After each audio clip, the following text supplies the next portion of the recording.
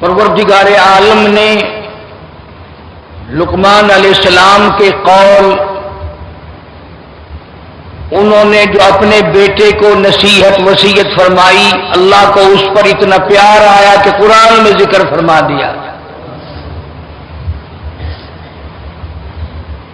آج ہم اپنی اولاد کو زیادہ سے زیادہ یہ کہیں گے پیسے خراب نہیں کیا کرتے،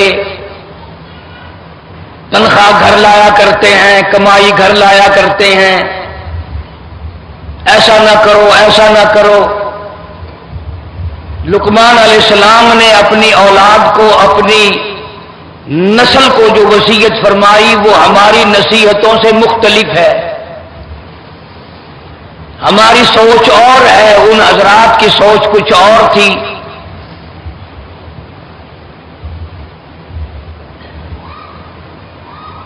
لقمان علیہ السلام نے سب سے پہلے وہی اہم بات کی جو سارا قرآن ہر جگہ کرتا چلا آ رہا ہے، اور ہر پیغمبر، ہر نبی، ہر رسول نے اپنی قوم کے سامنے وہی بات رکھی۔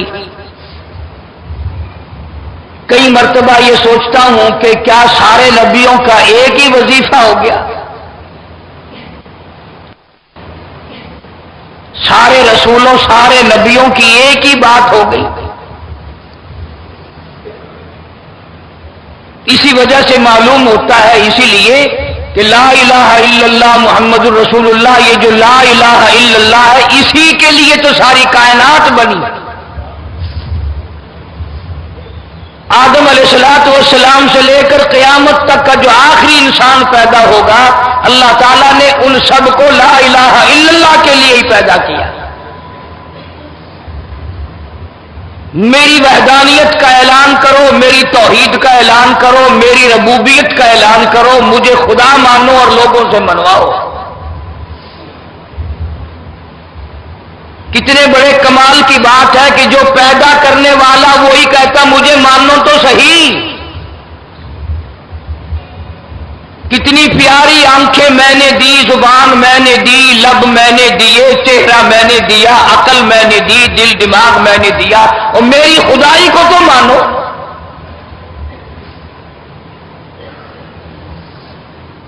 آج لوگ چار پیسے ہوئے نہیں اور خدا کی خدائی دماغ سے نکل جاتی ہے،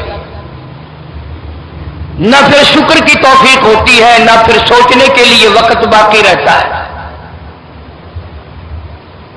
وہی ورد اور وہی وظیفہ جو ہر نبی نے اپنے دور میں اپنی قوم کے سامنے دہرایا، لقمان علیہ السلام نے اپنی اولاد کے سامنے دہرایا۔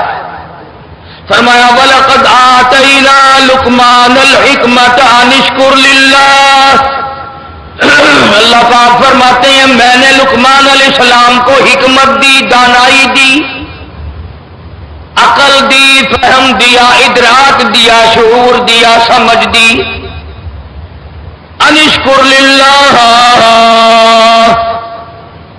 ومن یشکر فانما یشکر لنفسی۔ فرمایا جو اللہ تعالیٰ کا شکر ادا کرے گا وہی ہر چیز کو پہچانے گا۔ بڑی بات لقمان علیہ السلام نے وہی فرمائی، اذ قال لابنہ یا بنی لا تشرک باللہ۔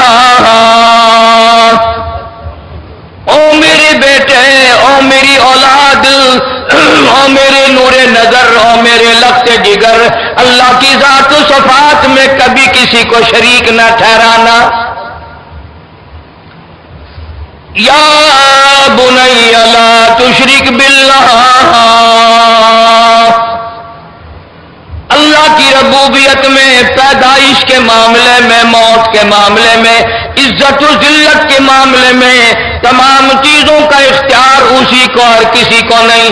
تولج اللیل فی النہار وتولج النہار فی اللیل۔ ان رات دن کا چھوٹا بڑا کرنا، گھٹانا بڑھانا میرے اختیار میں ہے۔ فرمایا لا تشرک باللہ، اللہ کی ذات میں کسی کو شریک نہ ٹھہرانا۔ اور کتنی بڑی بات فرمائی، ان الشرک لظلم عظیم۔ शिरक से बड़ा जुल्म कोई नहीं, शिरक से बड़ा कहर कोई नहीं, शिरक से बड़ा गुनाह कोई नहीं, शिरक से बड़ा जुर्म कोई नहीं। अल्लाह ने ऐलान कर दिया, जिस गुनाह को चाहूंगा माफ कर दूंगा, जिस खता को चाहूंगा माफ कर दूंगा। मैं अगर चाहूंगा रेत के जर्रात से ज्यादा गुनाह होंगे उन्हें माफ कर दूंगा, मैं चाहूंगा समंदर के कतरों से ज्यादा गुनाह होंगे उनको माफ कर दूंगा, मैं चाहूंगा दरख्तों की पत्तों से ज्यादा गुनाह होंगे उन्हें माफ कर दूंगा, मैं चाहूंगा पहाड़ के वजन से ज्यादा गुनाह होंगे उन्हें माफ कर दूंगा, मैं चाहूंगा आसमान के सितारों से ज्यादा गुनाह होंगे उन्हें माफ कर दूंगा। और मेरे बंदे याद रखो ये बात, इन्नल्लाह ला यगफिरु अन युशरक बिही व यगफिरु मा दून ज़ालिका लिमन यशा। और मेरे बंदों मेरा ऐलान सुनो, हर गुनाह को चाहूंगा बख्श दूंगा, लेकिन याद रखो शिर्क के लिए मेरे पास कोई माफी नहीं।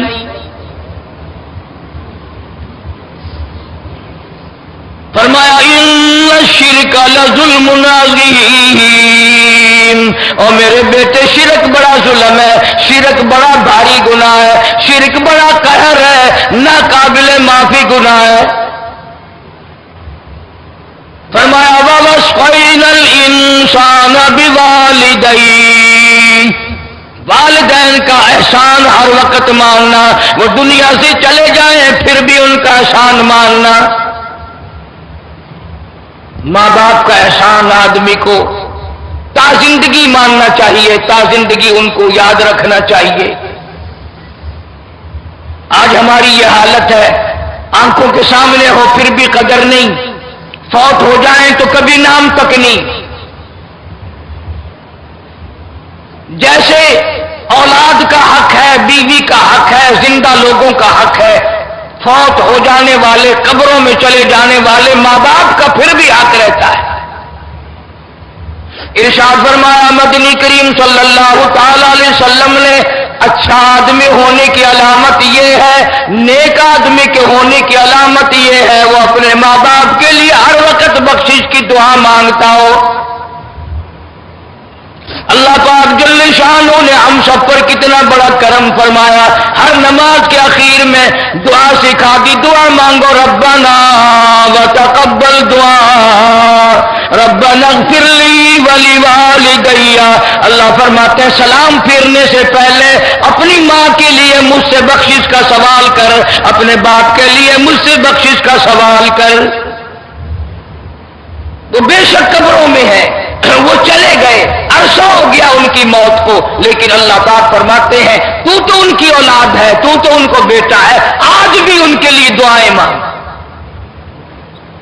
बैतुल्लाह में जाए वहां भी दुआ मांग, रोज़े रसूलुल्लाह सल्लल्लाहु अलैहि वसल्लम पे जाए वहां भी दुआ मांग, जहां नमाज पढ़े वही माँ बाप के लिए बख्शिश की दुआ कर।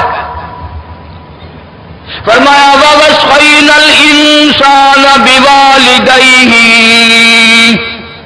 हमलतहु उम्मुहु कुरहन व वज़अतहु कुरहा। सुभान अल्लाह। अल्लाह पाक फरमाते हैं तुझे क्या मालूम है, वो 9 महीने जो तुझे पेट में उठाए फिरी उसने कितने दुख उठाए, तू इन बातों को क्या जाने, तुझे इल्म नहीं इस बात का। वालिदैन के एहसान के बारे में हज़रत लुक़मान अलैहिस्सलाम ने अपने बेटे को नसीहत फरमाई और फरमाया या बुनैया अक़िमिस सलात वअमिर बिल मारूफ वनह अनिल मुनकर। और मेरे बेटे नमाज को कायम कर, नमाज को मजबूती से पकड़, सारी जिंदगी में नमाज कज़ा न कर। वअमुर बिल मारूफ, नेकियों का हुक्म करता रहे, वनह अनिल मुनकर, बुराइयों से रोकता रहे, अच्छाई को जहां तक हो सके फैला, उसका लोगों को हुक्म कर।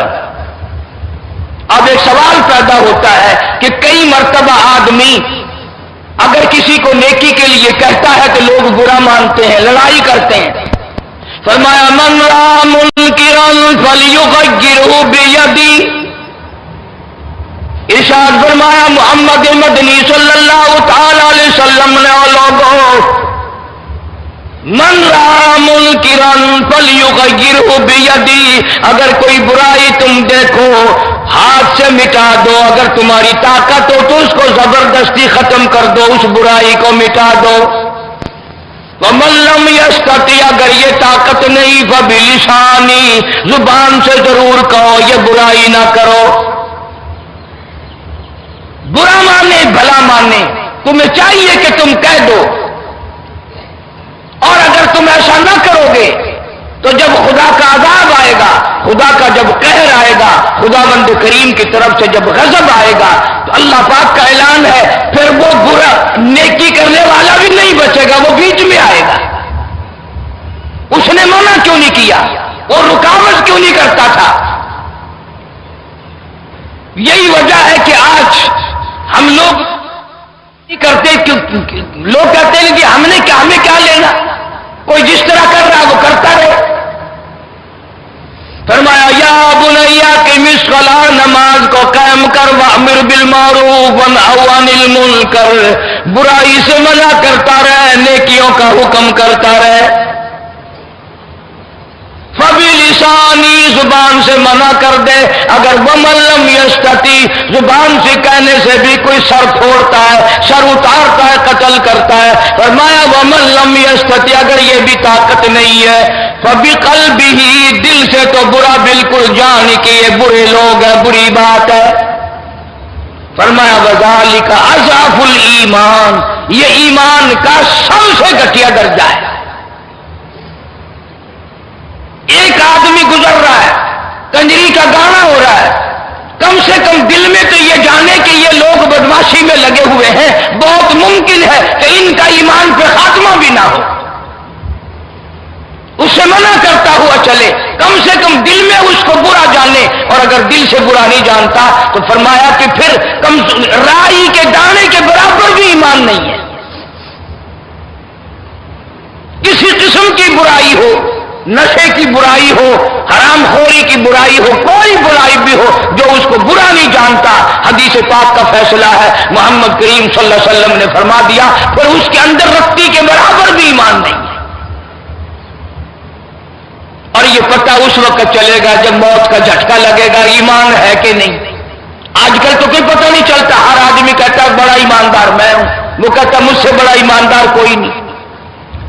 چنانچہ لقمان علیہ السلام نے اپنی اولاد کو طرح طرح کی نصیحت کی، فرمایا یا بنی انہا ان تک مثقال حرب، تمام برائیوں سے منع بھی کرتے رہنا، دل میں فخر تکبر کبھی نہ کرنا۔ ارشاد فرمایا مدنی کریم صلی اللہ تعالی علیہ وسلم نے جس کے اندر تکبر ہوگا، رائی کے دانے کے برابر بھی فخر ہوگا، جنت میں جانا تو درکنار جنت کی ہوا بھی نصیب نہ ہوگی۔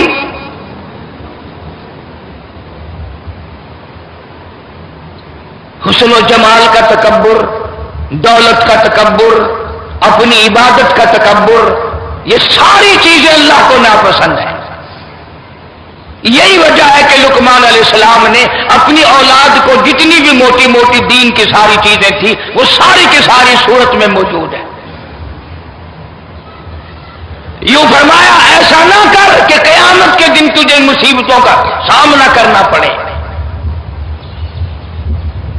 اور اخیر میں اللہ پاک نے فرما دیا یا ایھا الناس اتقوا ربکم واخشوا یوما لا یجزی والد عن ولدہ ولا مولود هو جاز عن والدہ شیئا، اور لوگوں ڈرو اس وقت سے جب کوئی کسی کے کام نہ آئے، اولاد کام نہ آئے گی، ماں باپ کام نہ آئیں گے ذرہ برابر۔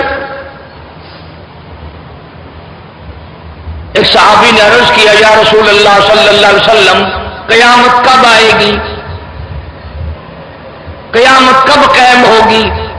فرمایا من مات فقد قام قیامت او کما قال، فرمایا جو مرد جس کی موت آ گئی اس کی قیامت بھی آ گئی، جس کی موت آ گئی سمجھو اس کی قیامت بھی آ گئی۔ مختلف سوالات کیا کرتے تھے صحابہ اکرام۔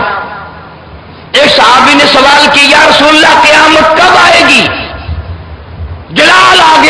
کملی والے صلی اللہ علیہ وسلم کو، فرمایا قیامت پوچھ رہے ہو، کیا تیاری کر رکھی ہے قیامت کی؟ جو انتظار ہو رہا ہے قیامت کا، کیا تیاری کر رکھی ہے؟ اب نبی کے جلال کو صحابہ سمجھتے تھے نا، اور کون سمجھ سکتا ہے؟ فوراً عرض کیا صحابی نے، یا رسول اللہ میرے پاس اللہ اور اس کے رسول کا نام ہے قیامت کے لیے، اور میرے پاس کچھ نہیں ہے۔ اللہ کی محبت ہے، اس کے پیغمبر کی محبت ہے، میرے پاس قیامت کا یہ سامان ہے۔ حضور اکرم صلی اللہ علیہ وسلم نے مسکرا دیا۔ کیا شاندار جواب دیا صحابی نے، ہم قیامت کا انتظار کر رہے ہیں مار کھانے کے لیے، صحابہ کرام انتظار کرتے ہیں قیامت کے دن اللہ سے ملاقات کرنے کے لیے۔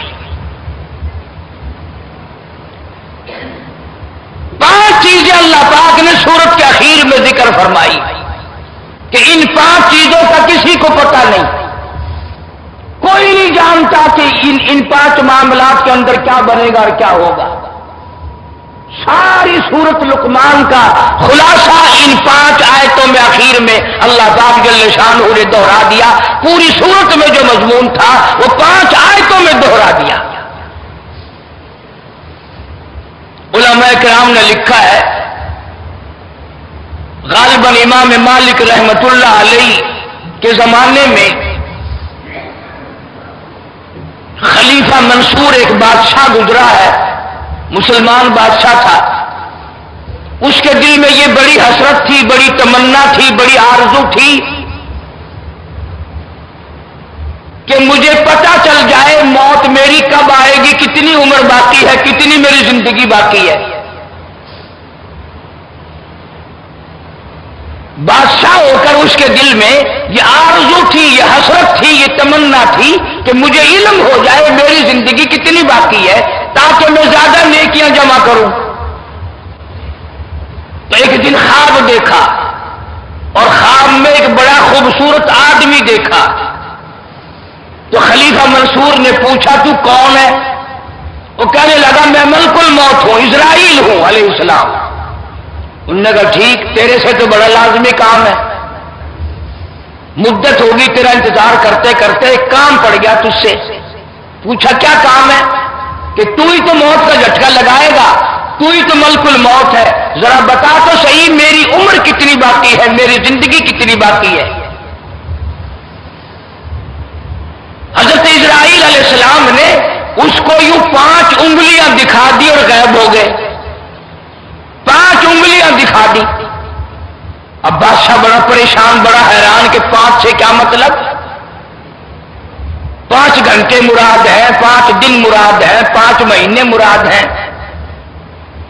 صبح اٹھ کر کے لوگوں سے تعبیر پوچھنی شروع کی خواب کی کہ میں نے ایسے ایسے خواب دیکھا ہے، اس 5 کا کیا مطلب؟ آج کل کا زمانہ اگر ہوتا تو یوں کہہ دیتے لوگ اس سے مراد 5 تن پاک ہے، 5 تن سے جا کے پوچھ لے۔ لیکن وہ اور زمانہ تھا۔ خلیفہ منصور نے جب صبح ایک سے پوچھا، وہ بڑا کڑوے مزاج کا مولوی تھا، وہ کہنے لگا بس جی تیاری کرو، 5 گھنٹے رہ گئے۔ انہوں نے کہا یار تو نے تو بالکل ہی دم نکال دیا۔ پھر ایک اور سے پوچھا، اس نے کہا جی 5 دن باقی رہ گئے۔ پھر ایک اور سے پوچھا، اس نے کہا جی نہیں نہیں اتنا جلدی نہیں، بلکہ 5 مہینے مراد ہے، 5 مہینے آپ ٹھیک ٹھاک زندہ رہیں گے۔ پھر ایک اور سے پوچھا، اس نے کہا جی 5 سال آپ کہیں نہیں جاتے، 5 سال تک ٹھیک ٹھاک ہے آپ۔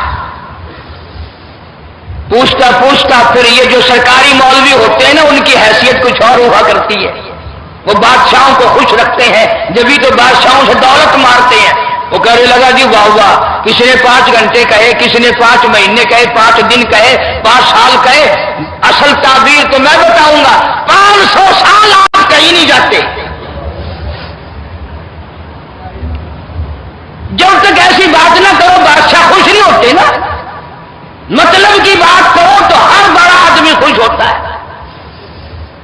یہ جتنے بڑے بڑے دولت مند افسر، یہ بڑے بڑے امیر لوگ ہوتے ہیں نا، اگر ان کے سامنے بیٹھ کے شریعت کی بات کرو، قرآن کی بات کرو، ایسے سنیں گے جیسے پتھر سن رہا ہو۔ ہاں نہ کچھ نہیں کریں گے. اور جب ان کے مطلب کی بات کرو گے یوں انگڑائی لے گا جیسے جنگل میں شیر انگڑائی لیتا ہے. ہاں کیا فرما رہے تھے آپ؟ جو مطلب کی بات ہوگی وہ سنائی دے جائے گی. قرآن کی بات نہیں سنے گا, نبی پاک صلی اللہ علیہ وسلم کے فرمان کی بات نہیں سنے گا. اور جس نے 500 سال کا نام لیا نا, بادشاہ بڑا خوش ہوا. انہوں نے کہا لو جی 500 سال کی گارنٹی مل گئی, بڑی دیر میں آئیں گے 500 سال, اتنا مزے کریں پھر دیکھی جائے گی جو کچھ ہوگی. نگر تسلی پھر بھی نہ ہوئی کہ یہ 500 سال کہنے والا کبھی پیسے لینے کے لیے نہ مار رہا ہوگا. تو سارا دولت کا چکر تو ہوتا ہے. وہ چلتے چلتے امام مالک رحمت اللہ علیہ کو بلا لیا اور بلا کے پوچھا کہ مجھے تو مولویوں نے مار دیا, جو کسی نے تو میری جان ہی نکال دی کہ 5 گھنٹے رہ گئے. خیر وہ گھنٹے تو گزر گئے. کسی نے 5 دن کا کہا میری جان نکلنے کو ہو رہی ہے, کسی نے 5 مہینے کا بتایا, کسی نے 5 سال کا بتایا, کسی نے 500 سال کا نام لے دیا. امام مالک رحمت اللہ علیہ فرمانے لگے سب کے سب نے جھوٹ بولا.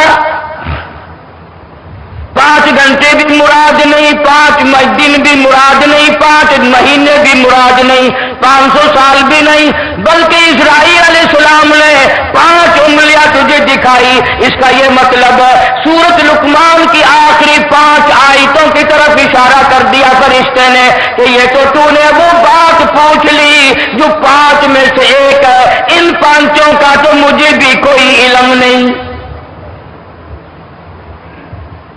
یہ تو نے وہ بات پوچھ لی, مجھے بھی علم نہیں. جب حکم ہوتا ہے فلاں کی جان نکال, میں اس وقت نکالتا ہوں, اس سے پہلے مجھے کوئی پتہ نہیں ہوتا کس کا وقت کب آئے گا. پھر بادشاہ کی سمجھ میں آئی بات کہ یہ ان 5 میں سے ایک ہے. فرمایا ان اللہ عندہ علم الساعۃ, اللہ کی ذات جانتی ہے قیامت کب قائم ہوگی, کس وقت قائم ہوگی, کس سال میں قائم ہوگی. ان اللہ عندہ علم الساعۃ, کوئی نہیں جانتا, ٹھیک وقت کسی کو معلوم نہیں. البتہ محمد عربی صلی اللہ تعالی علیہ وسلم نے نشانی بتلائی, جمعے کا دن ہوگا, محرم کی 10ویں تاریخ ہوگی. اس لیے اللہ والے ہر جمعرات کو زیادہ سے زیادہ عبادت کرتے ہیں, کئی صبح کو قیامت قائم نہ ہو جائے. ہر چیز میں اللہ پاک نے حکمت رکھی ہے, ہم تو نہیں جانتے. اب جمعے کی جو عید بنی, مولویوں کے بھی ذمہ عذاب آ گیا, پڑھنے کے ذمہ عذاب آ گیا کہ عید بھی پڑھو جمعہ بھی پڑھو. لیکن حدیث پاک میں آتا ہے کہ جب ایسا ہو جائے تو یوں سمجھو خصوصی طور پر بخشش کا دن ہے. ایک تو عید کا دن, شکریہ کا دن, لیلۃ الجائزہ کا دن, اور دوسرے جمعے کا دن, 2 برکتیں جمع ہو گئی. حضور نے فرمایا جمعے کے دن ایک گھڑی ایسی آتی ہے جو دعا کرو وہی منظور ہوتی ہے.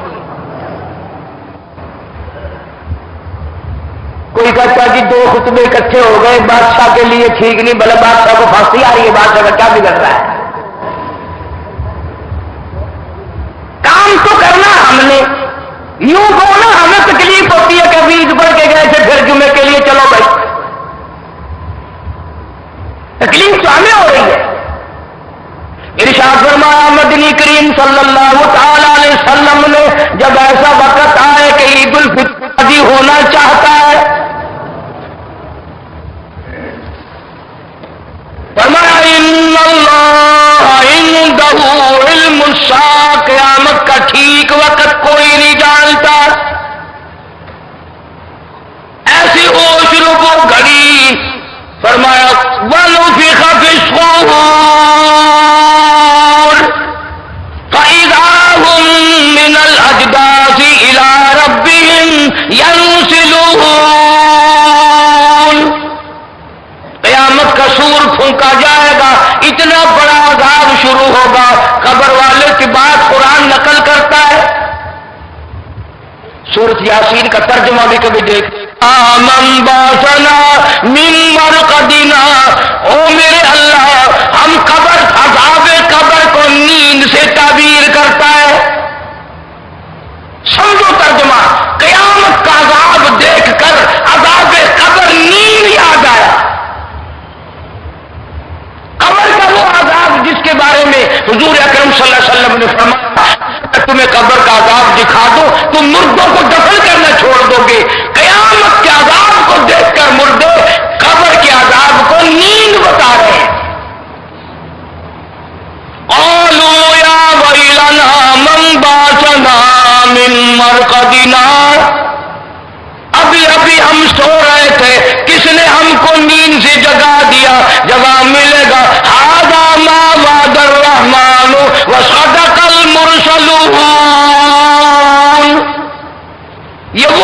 وعدہ آ گیا، وہی قیامت آ گئی جس کا تم سے نبیوں نے وعدہ کیا، جس کا قرآن میں تم سے وعدہ کیا گیا تھا۔ تو ان 5 چیزوں میں سے ایک تو یہ چیز آ گئی کہ قیامت کا ٹھیک وقت کسی کو علم میں نہیں تھی، اور فرمایا وَيُنَزِّلُ الْغَيْثَ، کوئی نہیں جانتا بارش کس وقت ہوگی، کہاں ہوگی، کتنی ہوگی۔ وَيَعْلَمُ مَا فِي الْأَرْحَامِ، کسی کو پتا نہیں عورت کے پیٹ میں لڑکا ہے کہ لڑکی ہے، کوئی نہیں جانتا۔ فرمایا وَمَا تَدْرِي نَفْسٌ مَاذَا تَكْسِبُ غَدًا، کسی کے علم میں نہیں کل کیا بنے گی، کل میری ساتھ کیا ہو جائے گا، کل کیا مصیبت پیش آئے گی، کل کیا اچھائی پیش آئے گی، کوئی نہیں جانتا۔ اگر یوں علم ہو تو ایکسیڈنٹ سے بچنے کے لیے اس راستے سے بندہ جاوے ہی نہ۔ اگر یوں علم ہو ملک چھوڑ کر چلا جائے، ادھر سے ادھر آدمی ہو جائے، کسی کو پتہ چل ہی نہیں سکتا۔ وما تدری، ملک چھوڑ کر چلا جائے، ادھر سے ادھر آدمی ہو جائے، کسی کو پتہ چل ہی نہیں سکتا۔ وما تدری نفس ماذا تکسب غدا، کسی کے علم میں نہیں شام کو کیا ہوگا، صبح کیا ہوگا۔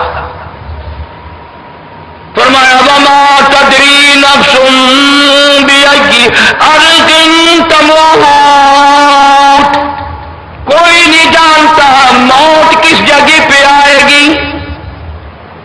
کسے معلوم ہے سمندر میں آئے گی، خشکی میں آئے گی، ہوائی جہاز میں آئے گی، یا زمین پہ آئے گی، آپریشن روم میں موت آئے گی، یا تڑپ تڑپ کر سڑک پہ ایکسیڈنٹ میں موت آئے گی، یا بیوی بچوں کے سامنے تڑپ تڑپ کے مرنا پڑے گا، بنگلہ دیکھتے ہوئے موت آئے گی، یا کوٹھی کو دیکھتے ہوئے موت آئے گی، یا خداوند کریم کا قرآن دیکھتے ہوئے موت آئے گی، کلمہ پڑھتے ہوئے موت آئے گی، یا شراب پیتے ہوئے موت آئے گی، اللہ کی ذات جانتی ہے۔ فرمایا وما تدری نفس بأي أرض تموت، اسی لیے حکم ہے کہ چلتے پھرتے اٹھتے بیٹھتے لا الہ الا اللہ محمد رسول اللہ کی عادت بناؤ، مزاج بناؤ، طبیعت بناؤ، تاکہ دم نکلتے وقت بغیر سوچے منہ سے کلمہ نکل جائے۔ جو فرمایا من قال لا الہ الا اللہ دخل الجنہ او کما قال النبی صلی اللہ علیہ وسلم، حضور نے فرمایا جس آدمی کا آخری لفظ دنیا میں لا الہ الا اللہ محمد رسول اللہ ہو، حضور فرماتے میں ضامن ہوں وہ جنت میں جائے گا۔ اب بد نصیب لوگ ہم ہیں، گالیاں منہ سے نکلتے ہوئے موت آ رہی ہیں، گیت گاتے ہوئے موت آ رہی ہے، پتہ نہیں دنیا کی کیا کیا گپیں کرتے ہوئے موت آ رہی ہے، بے ہوشی میں موت آ رہی ہے، کلمہ نصیب نہیں۔ فرمایا ان اللہ علیم خبیر، ان ساری چیزوں کے جاننے والا میں ہوں، میرے سوا کوئی نہیں۔ کیوں؟ اس لیے قیامت کے دن بھی میرا اعلان ہوگا لمن الملک اليوم، ہے کوئی بادشاہ آج دم مارنے والا؟ کون حکمراں ہے؟ آؤ سامنے بادشاہ کہاں گئے؟ فرمایا للہ الواحد القہار، میں خدا کی بادشاہت ہے، قیامت میں بھی بعد میں بھی پہلے بھی میری بادشاہ چلتی ہے۔ قرآن کریم کی ہر آیت میں ہزاروں حکمتیں ہیں، ہزاروں مسئلے ہیں، ہزاروں اللہ پاک نے اس میں اسرار رکھے ہیں، ہم سمجھنے کی کوشش نہیں کرتے۔ قرآن کا ترجمہ تو کیا سمجھیں گے، ہم پڑھنے کی کوشش نہیں کرتے۔ رمضان المبارک میں جن حافظوں نے قرآن سنایا، سنا، پڑھا، غور کیا، عید کے بعد منزل کی چھٹی کر جاتے ہیں، قرآن دیکھنا نصیب نہیں ہوتا سارے سال۔ یہ بھی اللہ کا عذاب ہے، بڑا بد نصیب ہے وہ آدمی کہ جب موت آئے تو قرآن چھوڑ کر مرے، جب موت آئے تو وہ قرآن والا بن کے نہ مرے۔ فرمایا وَمَنْ أَعْرَضَ عَنْ ذِكْرِي فَإِنَّ لَهُ مَعِيشَةً ضَنْكًا، جس نے قرآن پڑھ کر بھلا دیا، جس نے قرآن پڑھ کر قرآن کو چھوڑ دیا، اللہ کہتا فَإِنَّ لَهُ مَعِيشَةً ضَنْكًا، میں اس کی دنیائی زندگی کو تلخ بنا دوں گا، دنیا کی زندگی کڑوی ہو جائے گی، دنیا میں کوئی مزہ نہیں آئے گا۔ اور قیامت کے دن میں کے بارے میں فرمایا معیشۃ ضنکا ونحشرہ یوم القیامۃ اعمیٰ، قیامت کے دن ہم ایسے آدمی کو اندھا کر کے اٹھائیں گے۔ عادت ہے نا، رمضان میں نازلیں پڑھنے والے بھی پڑھتے ہیں، عید پڑھنے والے بھی پڑھتے ہیں، جس کو دو چار صورتیں یاد ہیں وہ بھی پڑھتے ہیں، اور عید کے بعد پھر قرآن کو چھوڑ دیتے ہیں، نماز کو چھوڑ دیتے ہیں۔ تو اللہ نے فرمایا اصل تو میں اس کی دنیاوی زندگی کو تلخ بنا دوں گا، ورنہ قیامت میں اسے اندھا کر کے اٹھاؤں گا۔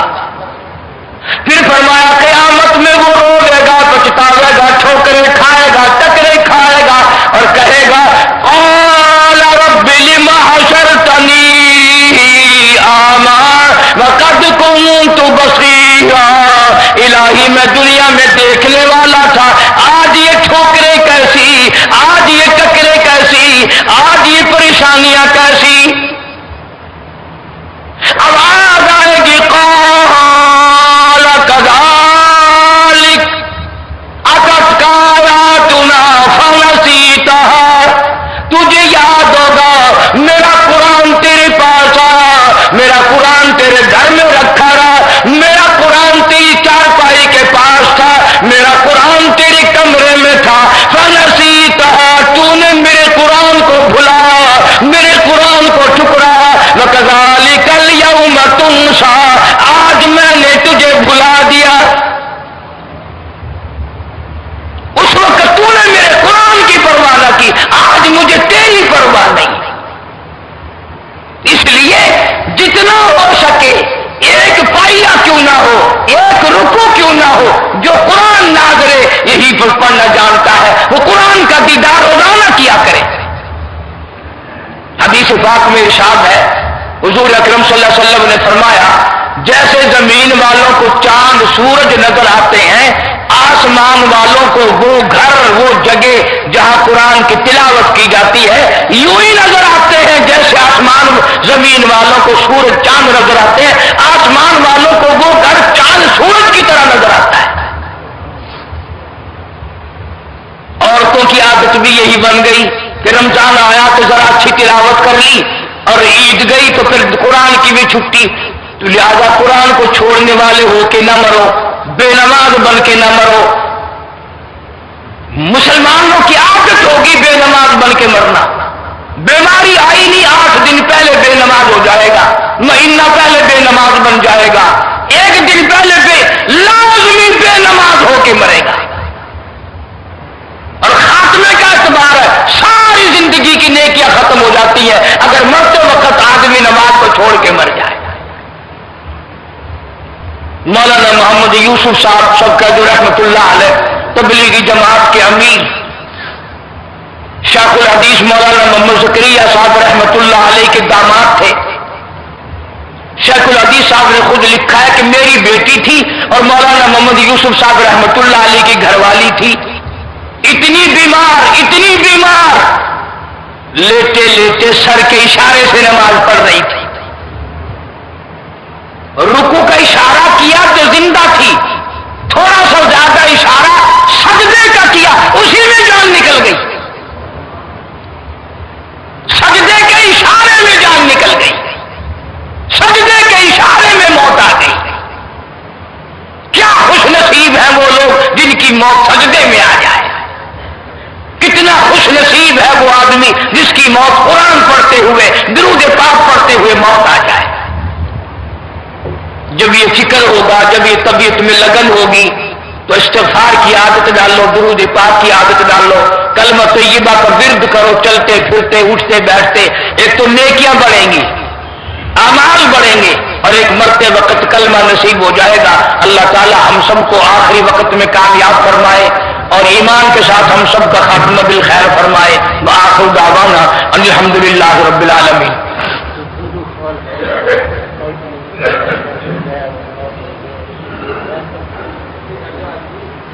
اللہم صلی وسلم علیہ اللهم صل وسلم وبارك على سيدنا ومولانا محمد وعلى آل سيدنا اللهم صل وسلم وبارك على سيدنا ومولانا محمد وعلى آل سيدنا ومولانا محمد وبارك وسلم وصلی علیہ. یا اللہ رمضان قرآن کے صدقے میں ہم سب کو معافی عطا فرما. یا اللہ جمعہ اور عید کی اکٹھے ہے مولا، ہم تیرے دروازے پہ سب فقیر ہاتھ پھیلائے بیٹھے. یا اللہ سب کو معافی عطا فرما، سب بیماروں کو شفا عطا فرما، سب کے دکھ دردوں کو دور فرما، سب کی پریشانیوں کو دور فرما. حاجی صاحب بتا رہے ہیں کوئی ساتھی بندو خان ایکسیڈنٹ میں فوت ہو گیا. اللہ تعالیٰ مرحوم کی مغفرت فرمائے. جتنے بھی دنیا سے قبروں میں چلے گئے یا اللہ سب کی مغفرت فرما دے. کچھ لوگ کاروبار کے لیے سب کو کہتے ہیں اللہ تعالیٰ سب کے کاروبار میں برکت دے، روزی رزق میں برکت عطا فرما، کسی کو کسی کا محتاج نہ بنا. اپنے ہی دروازے سے ہم سب فقیروں کی جھولیاں بھر دے. مولا کریم موت کا معاملہ آسان فرما، قبر حشر کا معاملہ آسان فرما. یا اللہ سارے پاکستان پہ کرم فرما، ہندوستان، کشمیر، قبرص، فلسطین کے مسلمانوں پر رحم اور فضل فرما. یا اللہ کافر بہت سرکشی کر رہے ہیں، کفر کو ذلیل و خوار کر دے. مسلمانوں کی غیب سے نصرت اور اعانت فرما. تمام عالم کے مسلمانوں کی جان، مال، عزت، آبرو اور ایمان کی حفاظت فرما. کلمے اور ایمان والی موت عطا فرما. ہم سب کو، ہماری اولاد کو نماز قرآن کا شوق عطا فرما. ہمارے گھروں کو نماز اور قرآن سے آباد فرما. یا اللہ ہمارے گھروں میں خیر و برکت عطا فرما. ہماری اولاد کو نیک صالح بنا، بے اولاد کو اولاد عطا فرما. یا اللہ جن کے لیے خرچے کی تنگی ہے پھر فضل و کرم سے اپنے خزانے سے وسعت عطا فرما. یا اللہ پوری دنیا کے مسلمانوں پہ کرم فرما. جتنے عمرے کے لیے گئے ہوئے ہیں، حج کے لیے جا رہے ہیں، اللہ تعالیٰ سب کا قبول فرما. ان کی دعاؤں میں ہمارا بھی حصہ عطا فرما. ربنا آتنا فی الدنیا حسنۃ وفی الآخرۃ حسنۃ وقنا عذاب النار. دور کے نزدیک کے جتنے میرے مدرسے کے خدمت گزار ہیں اللہ تعالیٰ مال و جان میں کروڑوں گنا خیر و برکت عطا فرما. یا اللہ جو بیمار ہیں اللہ پاک ان کو شفا کاملہ عاجلہ مستمرہ عطا فرما. دور کے ہوں، نزدیک کے ہوں، اسپتالوں میں ہوں، گھروں میں ہوں، یا اللہ سب کی بگڑی بنا دے. سب کی پریشانیوں کو دور فرما، مشکلوں کو آسان فرما. جیسا کہ میں نے عید کے خطبے کے بعد بھی دعا کے لیے کہا تھا، ایک عزیزہ لڑکی سندھ میں ہے، فالج کی تکلیف کی اطلاع ملی، اللہ تعالیٰ شفا کاملہ عاجلہ مستمرہ عطا فرما. یا اللہ پریشان حال کی پریشانیوں کو دور فرما، مصیبت زدہ کی مصیبت کو دور فرما. مولا ہم سب کو توبہ کی توفیق عطا فرما، استغفار کی توفیق عطا فرما، کلمے اور ایمان والی موت عطا فرما. ربنا تقبل منا انک انت السمیع العلیم وتب علینا انک انت التواب الرحیم. صلی اللہ علی حبیبہ محمد و آلہ و اصحابہ اجمعین برحمتک یا رب.